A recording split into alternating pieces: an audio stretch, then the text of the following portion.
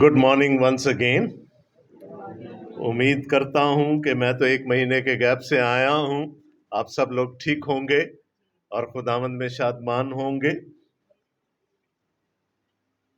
ईद क़यामतुल मसीह के बाद, ईस्टर के बाद ये मेरा पहला मौका है आपके दरमियान आने का। तो मैं ये सोच रहा था खुदावंद मुझे ऐसा कलाम दे कि जो ईस्टर की स्पिरिट को, रेजरेक्शन डे की स्पिरिट को जिंदा रखे। और अभी वैसे भी आज ईस्टर का 5वां इतवार है और अब हम ईद सऊद की तरफ और फिर ईद पेंतिकोस्त की तरफ जाएंगे। तो हम कोशिश करेंगे कि आज हम रेजरेक्शन के हवाले से, क़यामत के हवाले से कुछ और सीखें।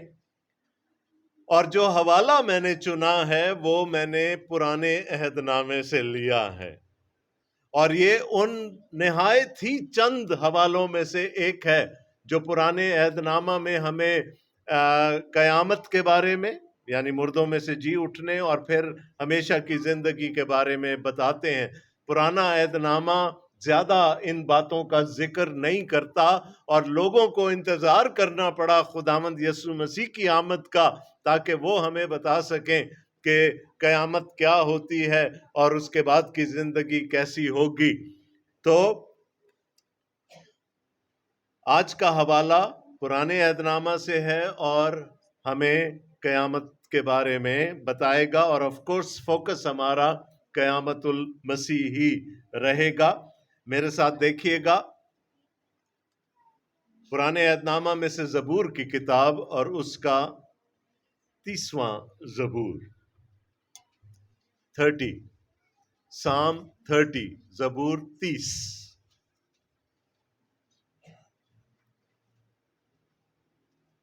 इसके सरनामे में लिखा है दाऊद का मजमूर, हैकल की तकदीस के वक्त का गीत।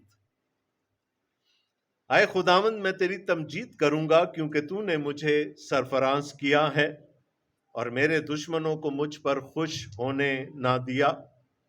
आए खुदावंद मेरे खुदा, मैंने तुझसे फरियाद की और तूने मुझे शिफा बख्शी। आए खुदावंद, तूने मेरी जान को पाताल से तू मेरी जान को पाताल से निकाल लाया है। तूने मुझे जिंदा रखा है कि गोर में ना जाऊं। खुदावंद की सताइश करो, आए उसके मुकद्दसो, और उसके कुद्स को याद करके शुक्र गुजारी करो, क्योंकि उसका कहर दम भर का है, उसका करम उम्र भर का। रात को शायद रोना पड़े पर सुबह को खुशी की नौबत आती है। मैंने अपनी इकबालमंदी के वक्त ये कहा था कि मुझे कभी जुम्बिश ना होगी। आए खुदावंद, तूने अपने करम से मेरे पहाड़ को कायम रखा था। जब तूने अपना चेहरा छुपाया तो मैं घबरा उठा। आए खुदावंद, मैंने तुझसे फरियाद की, मैंने खुदावंद से मिन्नत की। जब मैं गोर में जाऊंगा तो मेरी मौत से क्या फायदा? क्या खाक तेरी सताइश करेगी? क्या वो तेरी सच्चाई को बयान करेगी? सुन ले आए खुदावंद और मुझ पर रहम कर। आए खुदावंद, तू मेरा मददगार हो। तूने मेरे मातम को नाच से बदल दिया है। तूने मेरा टाट उतार डाला और मुझे खुशी से कमर बस्ता किया, ताकि मेरी रूह तेरी मदसराई करे और चुप ना रहे। आए खुदावंद मेरे खुदा, मैं हमेशा तेरा शुक्र करता रहूंगा। आमीन।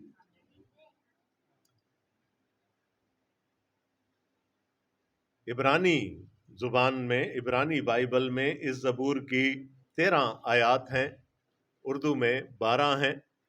और इब्रानी में जो सरनामा होता है, बाज़ ज़बूरों के ऊपर आपको एक कैप्शन मिलता है, उसको एक आयत के तौर पर लिया जाता है, लेकिन बहुत सी ज़ुबानों में के तराजिम में ऐसा नहीं होता। तो यहाँ पर भी हमें सरनामा ज़बूर से अलहदा नज़र आता है, लेकिन याद रखें कि ये ज़बूर का हिस्सा होता है। ये उस ज़बूर के बारे में हमें बहुत कुछ बताता है। जैसे कि यहाँ लिखा है कि ये दाऊद का मज़मूर है। अब दाऊद को मैं और आप बड़ी अच्छी तरह से जानते हैं। बड़ी छोटी उम्र में खुदावंद ने उसको चुन लिया और उसको मसा किया, अंग्रेजी में जिसको हम टीन एज कहते हैं। छोटा सा एक लड़का, اس کو بنی اسرائیل کا دوسرا بادشاہ ہونے کے لیے خداوند نے مسح کروایا سیمویل کے ہاتھوں، اور پھر اس کی تربیت ہوئی۔ اور اکثر لوگ کہتے ہیں وہ تربیت نہیں تھی، وہ رندہ پھیرا گیا داؤد پر۔ اتنی سخت تربیت کی گئی اس کی تاکہ پھر وہ بادشاہ بن کر ابھرے جو خداوند کی اس کے بارے میں سوچ تھی۔ 15 سال بھاگتا رہا، چھپتا رہا، ساؤل اس کی جان کا دشمن ہو گیا، بعد میں جا کر ابی سلوم اس کا اپنا بیٹا اس کی جان کا دشمن ہو گیا۔ بہت سارے مواقع اس کی زندگی میں ایسے آئے کہ اس نے موت کو بڑے قریب سے دیکھا۔ اسی لیے وہ زبور 23 میں کہتا ہے، خواہ موت کے سایہ کی وادی میں سے میرا گزر ہو، میں کسی بلا سے نہ ڈروں گا کیونکہ تو میرے ساتھ ہے۔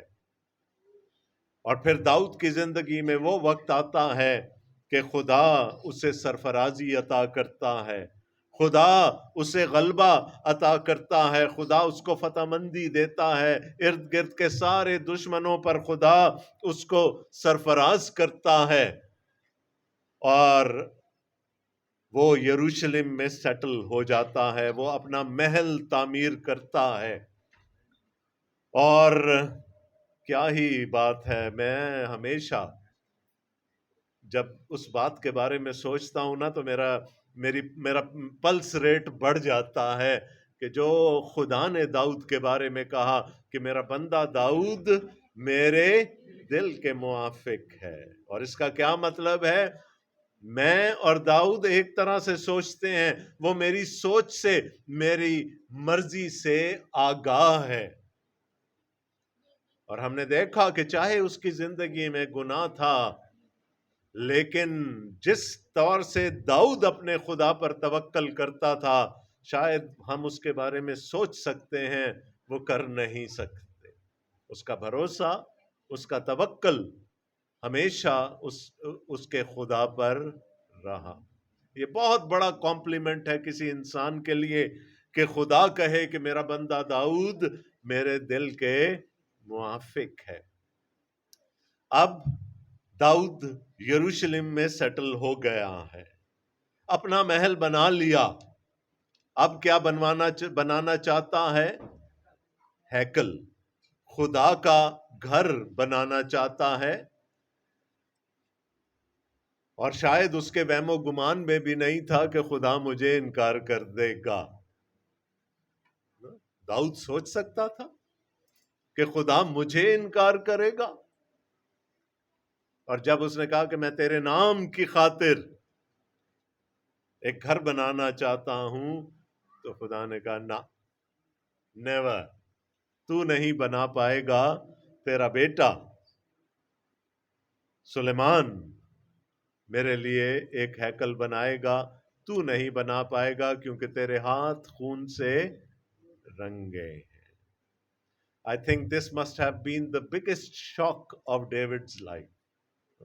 سب سے بڑا جھٹکا جو اس کو کبھی زندگی میں لگا ہوگا وہ یہ ہوگا کہ مجھے خدا نے اپنا گھر نہیں بنانے دیا۔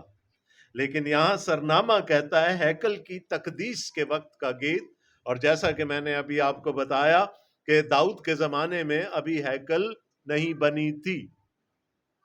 تو اس کے بارے میں دو آراء ہیں کہ ایک تو نبوتی طور پر داؤد نے یہ زبور لکھا اس وقت کے لیے جب ہیکل تعمیر ہو جائے گی، تاکہ یہ گیت اس وقت گایا جائے۔ اور دوسرا یہ ہے کہ یہاں ترجمے میں تو ہیکل آ گیا، وہاں گھر ہے، عبرانی میں گھر ہے۔ تو ہو سکتا ہے کہ جب اس نے اپنے محل کو جو اس نے اپنے لیے بنایا تھا اس کو ڈیڈیکیٹ کیا تو اس وقت یہ زبور کہا گیا۔ اور ویسے بھی دیکھیں تو یہ شکر گزاری کا زبور ہے۔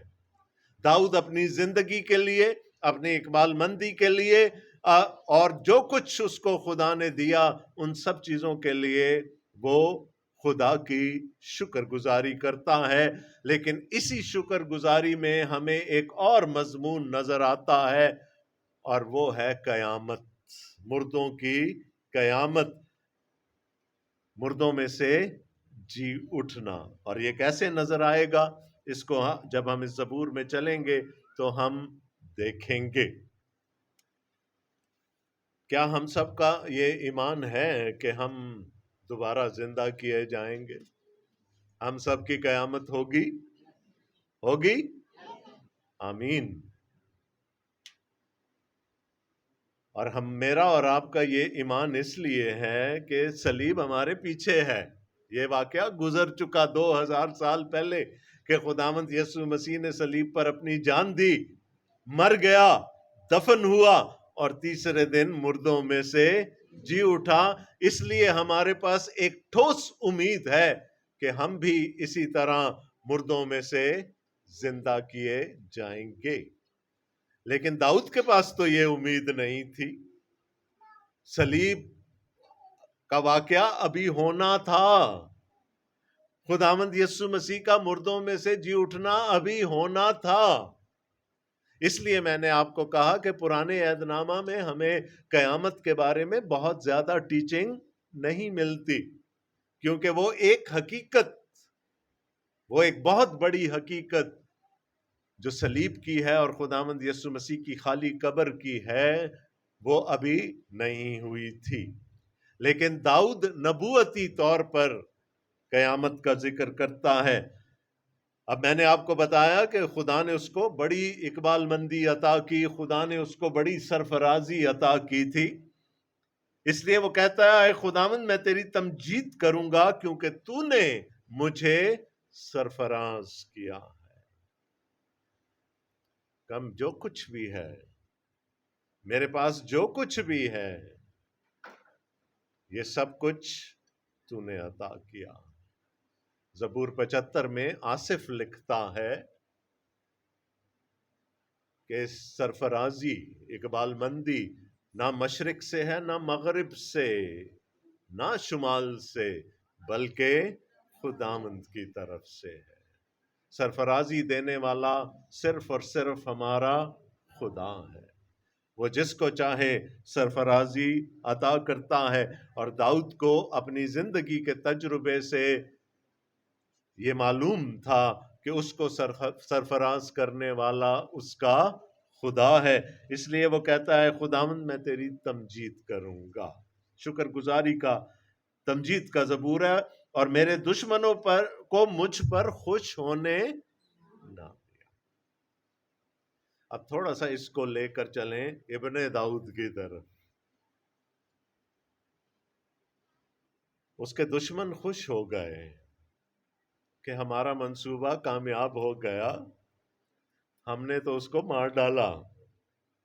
اب یہ کہانی جہاں تھی، جہاں سے شروع ہوئی، وہیں دفن ہو گئی۔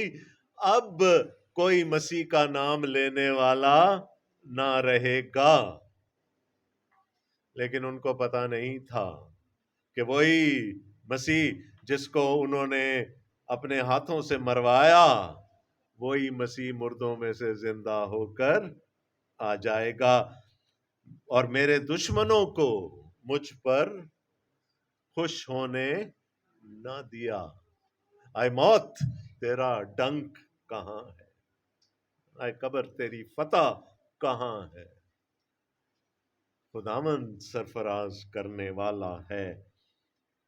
اے خداوند میرے خدا، میں نے تجھ سے فریاد کی اور تو نے مجھے شفا بخشی۔ میں نے آپ کو بتایا تھا کہ داؤد کی زندگی میں بہت سارے مواقع ایسے آئے کہ اس نے موت کو بالکل اپنے آنکھوں کے سامنے دیکھا، لیکن خدا نے اس کو ان ساری چیزوں میں سے نکال لیا۔ یہاں پر لفظ آ گیا شفا۔ کچھ یہ جو آج کل جو چل رہا ہے، فیسٹیولز اور یہ ساری چیزیں، اس نے ہمارے ذہنوں میں شفا کے معنی کو بہت محدود کر دیا۔ یہ جو شفا پر اس قدر ایمفسس ہے آج کل ہمارا، اس نے شفا کے معنی بدل دیے ہیں ہمارے لیے.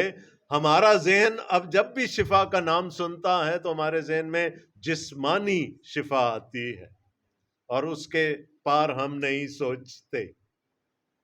لیکن یاد رکھیے گا یہ ببلیکل میننگ نہیں ہے شفا کے یا ہیلنگ کے. جب بائبل شفا کی بات کرتی ہے، اور کہیں بھی پرانے عہد نامہ میں یا نئے عہد نامہ میں بائبل جب کہیں پر بھی شفا کی بات کرتی ہے، it's more of a holistic healing. یہ ایک جامع شفا کی بات ہے. اس میں جسمانی شفا بھی ہے اور روحانی شفا بھی ہے. آپ خداوند یسوع مسیح کے شفا کے معجزے اٹھا کر پڑھ لیں. وہ پہلے کیا کرتا تھا؟ پہلے منادی کرتا تھا، پہلے تعلیم دیتا تھا، پہلے بتاتا تھا کہ توبہ کرو، خدا کی بادشاہی نزدیک آ گئی ہے، اور اس کے بعد لوگوں کو جسمانی شفا دیا کرتا تھا. تو بائبل میں شفا کے معنی بہت وسیع ہیں، بہت جامع ہیں، لیکن ہم نے ان کو محدود کر دیا ہے. بس جی میرے گوڑیاں دا درد ٹھیک ہو جائے تو بس کم مک گیا. شفا صرف گوڑوں کے درد کے لیے نہیں. شفا پہلے نجات ہے، اس کے بعد کچھ اور ہے.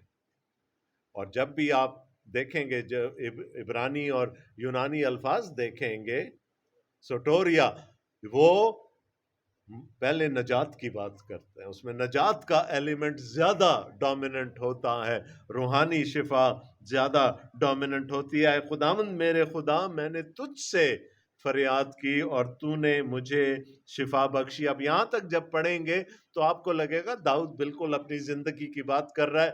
خدا نے اس کو اس کے دشمنوں پر سرفراز کیا، خدا نے اس کو موت کے چنگل سے نکالا، خدا نے اس کو شفا عطا کی. تو یہ تو بالکل وہ اپنی جسمانی زندگی کی بات کر رہا ہے. لیکن جیسے ہی ہم تیسری آیت میں جاتے ہیں، ہمیں پتہ چلتا ہے کہ داؤد کا فوکس کچھ اور تھا. وہ کیا کہتا ہے؟ اے خداوند، تو میری جان کو پاتال سے نکال لایا.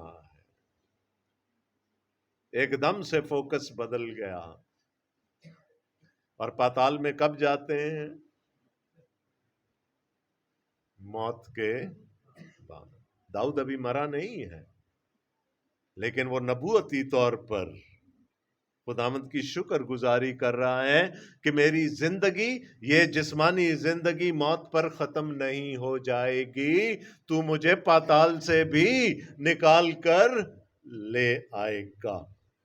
اور وہ کہتا ہے تو نے مجھے زندہ رکھا ہے کہ گور میں نہ جاؤں.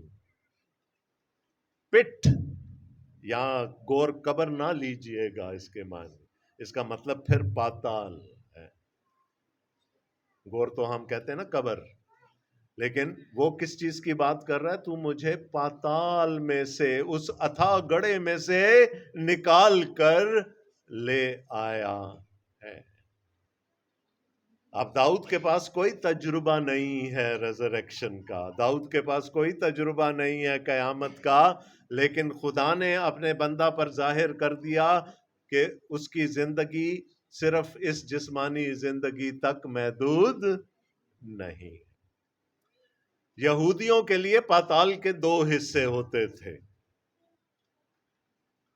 ایک کو وہ کہتے تھے گہنوم، جسے ہمارا اردو کا لفظ نکلا ہے جہنم.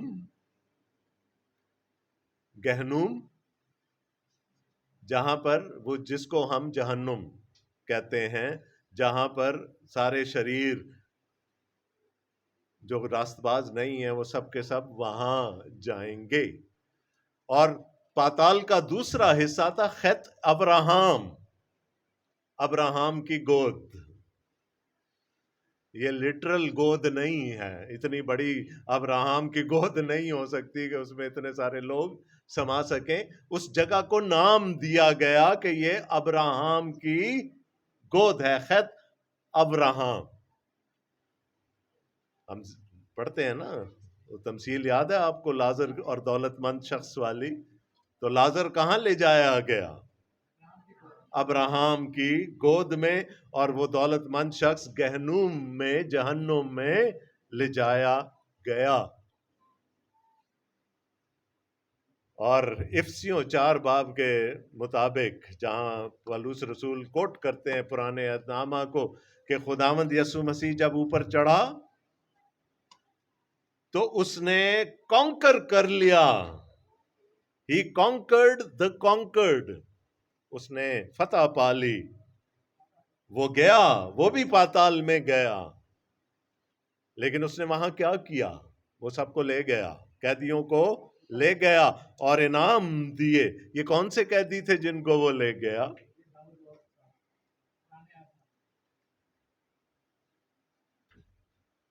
اگر آپ کسی یہودی اسکالر سے پوچھیں گے کہ اس کا کیا مطلب ہے تو وہ آپ کو بتائے گا کہ اس نے ابراہم کی گود کو خالی کر دیا۔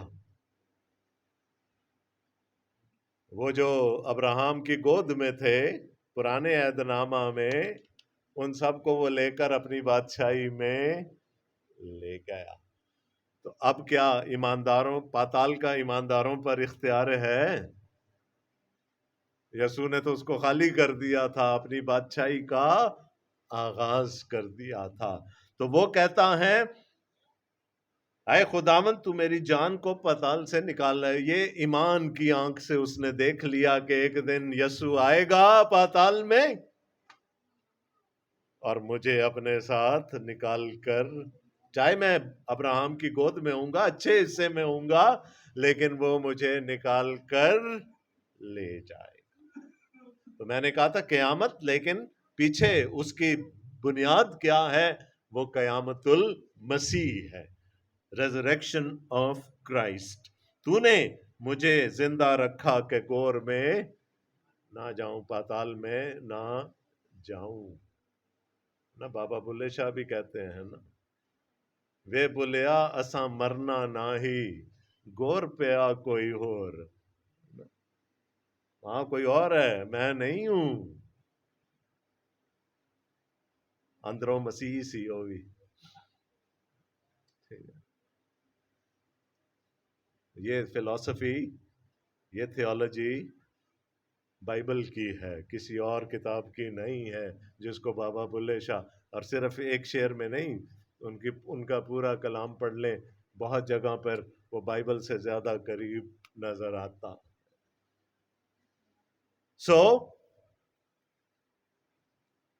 کس بات کا ذکر ہو رہا ہے یہاں پر؟ قیامت کا۔ اس نے کہا میں نے نہیں رہنا ہے نا، پاتال میں نہیں رہنا، میرا خدا مجھے وہاں سے نکال کر لے جائے گا۔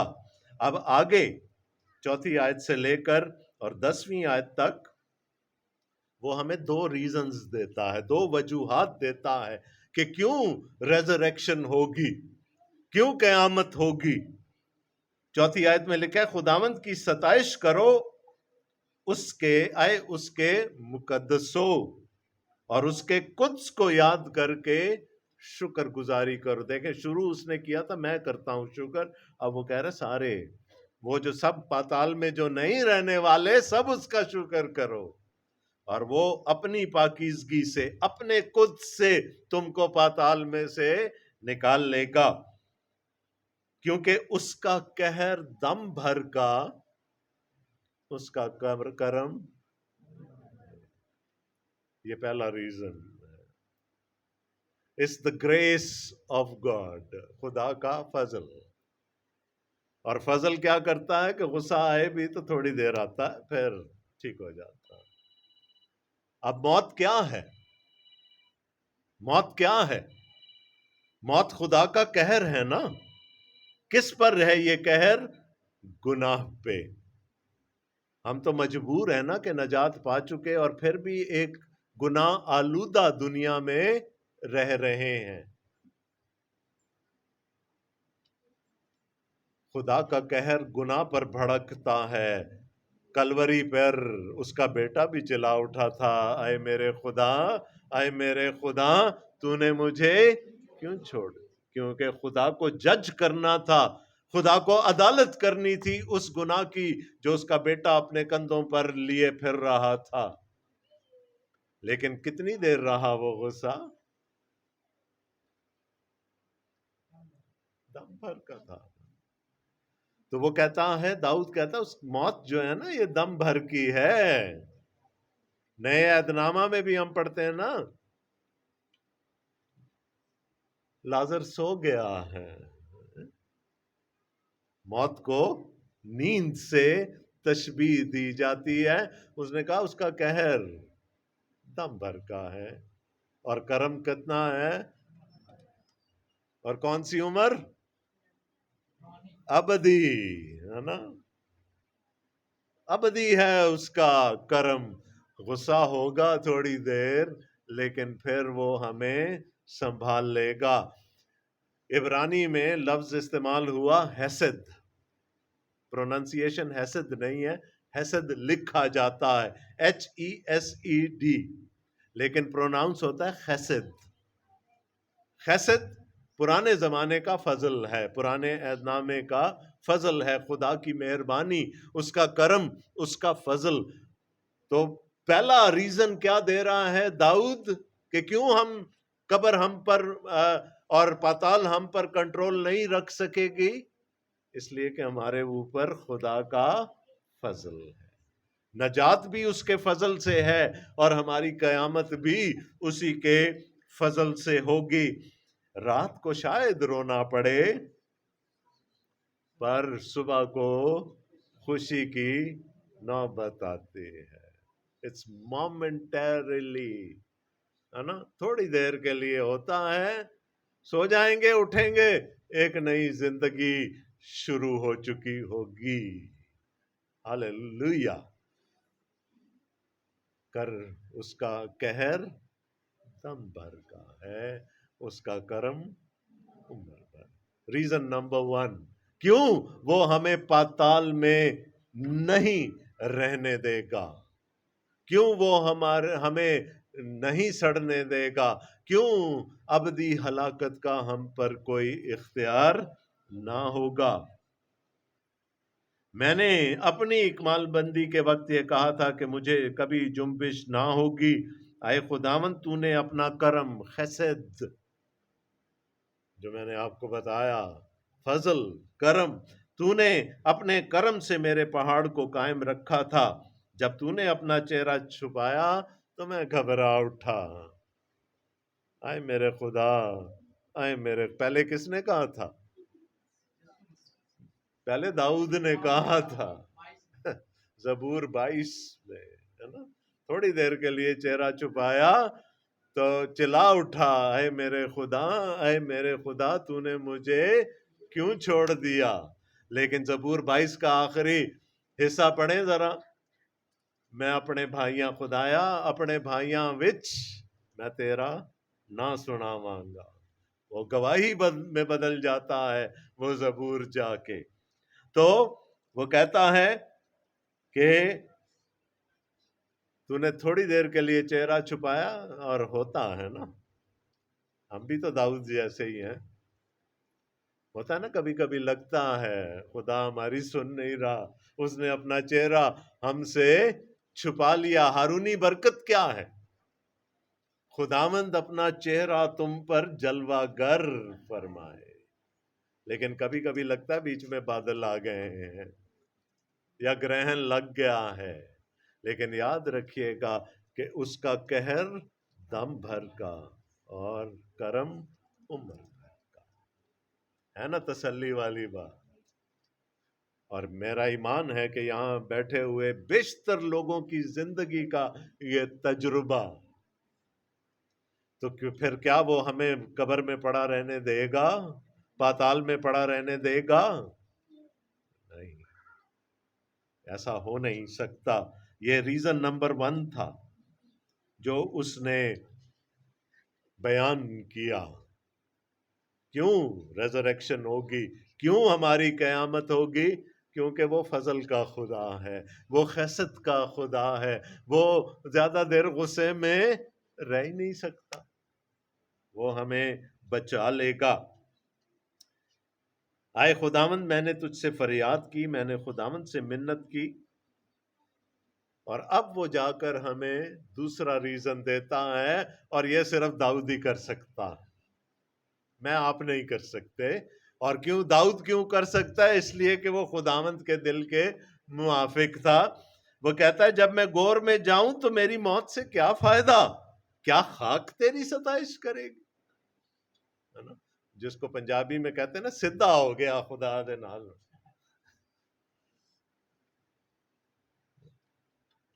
تجھے کیا فائدہ ملے گا اگر میں مر گیا، اگر میں پاتال میں سڑتا رہا، تجھے کوئی فائدہ ہونے کا ہے؟ کیا میری خاک تیری ستائش کرے گی؟ کیا وہ تیری سچائی کو بیان کرے گی؟ تو ہماری ابدی ہلاکت سے کس کو فائدہ ہونے والا؟ اگر ہم مر گئے، کمپلیٹلی فنا ہو گئے، کس کو فائدہ ہوگا؟ کون چاہتا ہے ہماری ہلاکت؟ ابلیس۔ تو اگر ہم پاتال میں سڑتے رہے، فائدہ کس کا؟ ابلیس کا نا۔ تو اس لیے وہ کہتا ہے نہ تجھے کوئی فائدہ نہ مجھے کوئی فائدہ، ہے نا؟ یہ خدا کا مقصد ہی نہیں ہے۔ خدا کا مقصد کیا ہے؟ کہ سب کی نوبت توبہ تک پہنچے۔ یہ تو خدا کا مقصد ہی نہیں ہے کہ میں اور آپ گلے سڑیں، ہم پاتال میں ابدی ہلاکت پائیں۔ یہ خدا کا مقصد نہیں ہے۔ اور اگر ایک گناہگار مرتا ہے تو اس کا مطلب ہے کہ ابلیس شادیانے بجائے گا نا۔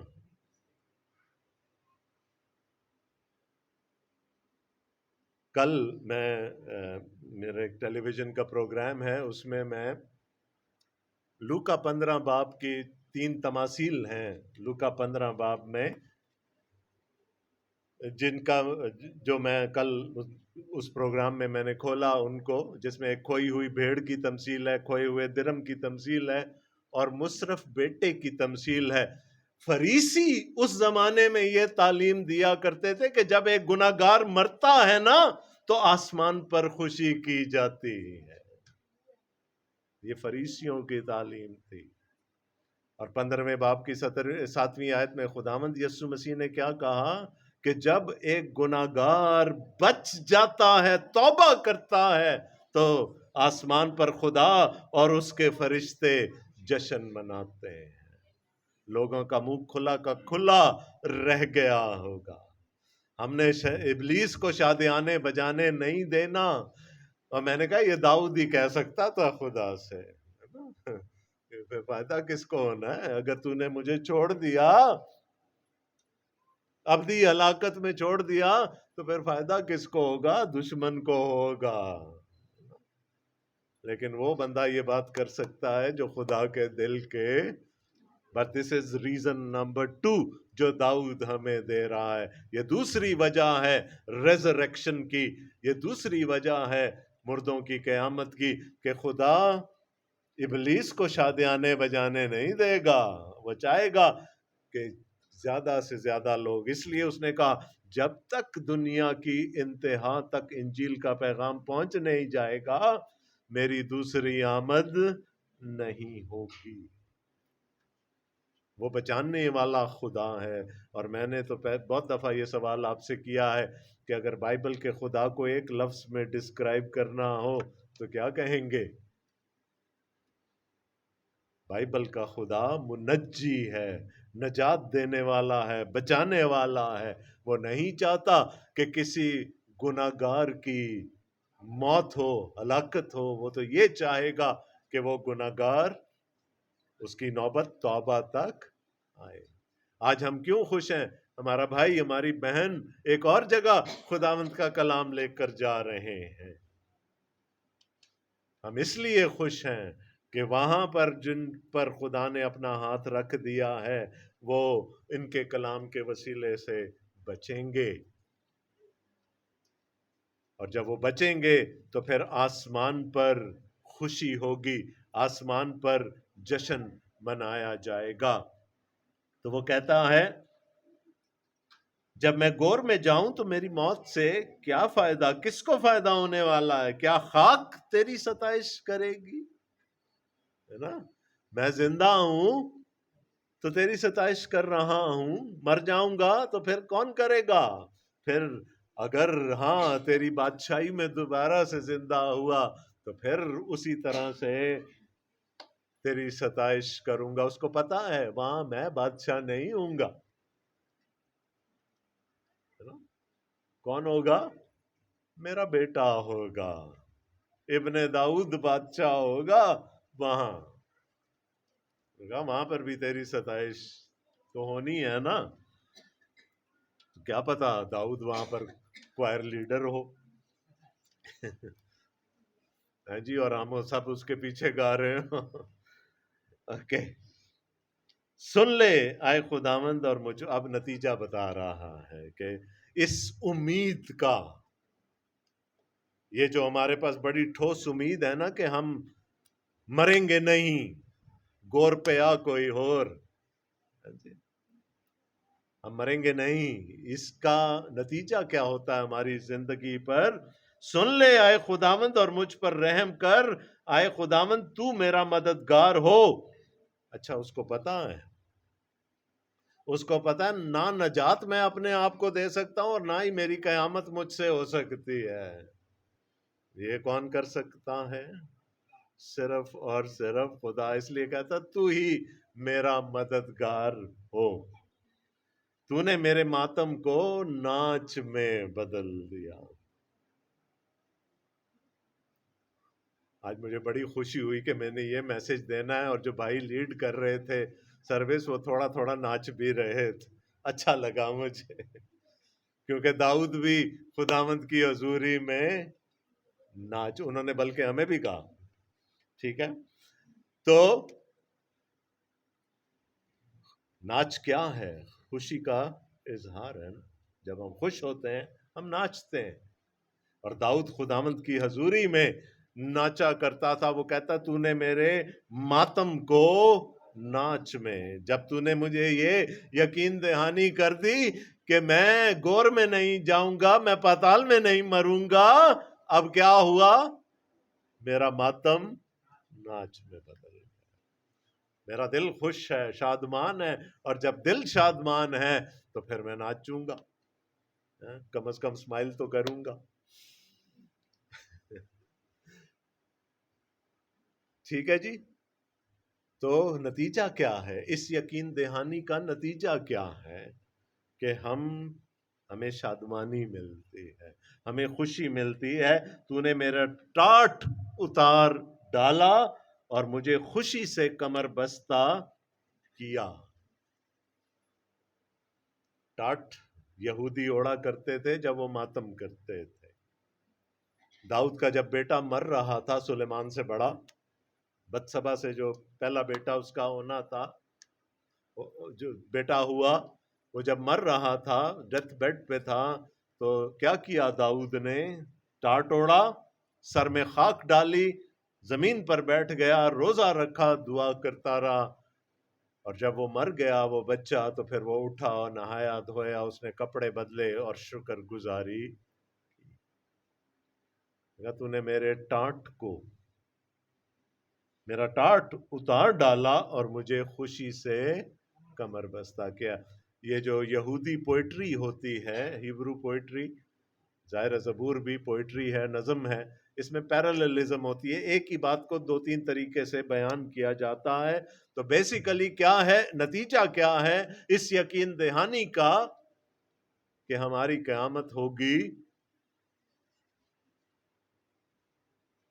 کہ خدا نے ہمارے ماتم کو خوشی سے، ہمیں شادمانی عطا کر دی۔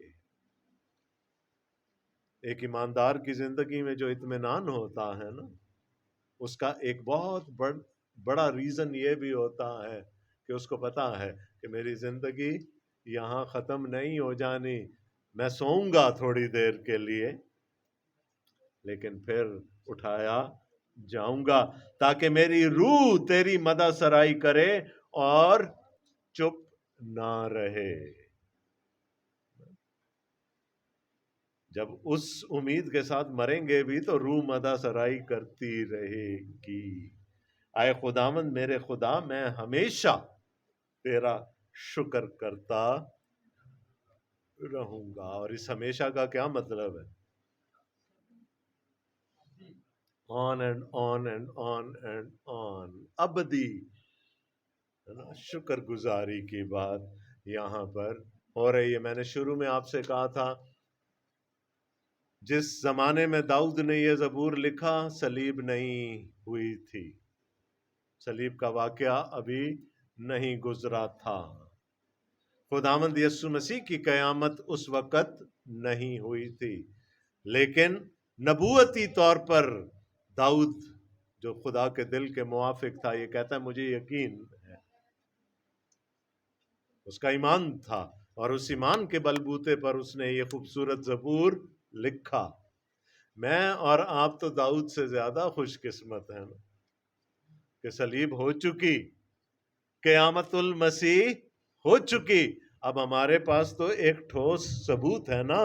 صلیب یا خالی قبر کوئی دیو مالائی داستان نہیں ہے، کوئی فیبل نہیں ہے، کوئی بچوں کو سنانے والی بیڈ ٹائم سٹوری نہیں ہے، ایک تاریخی حقیقت ہے.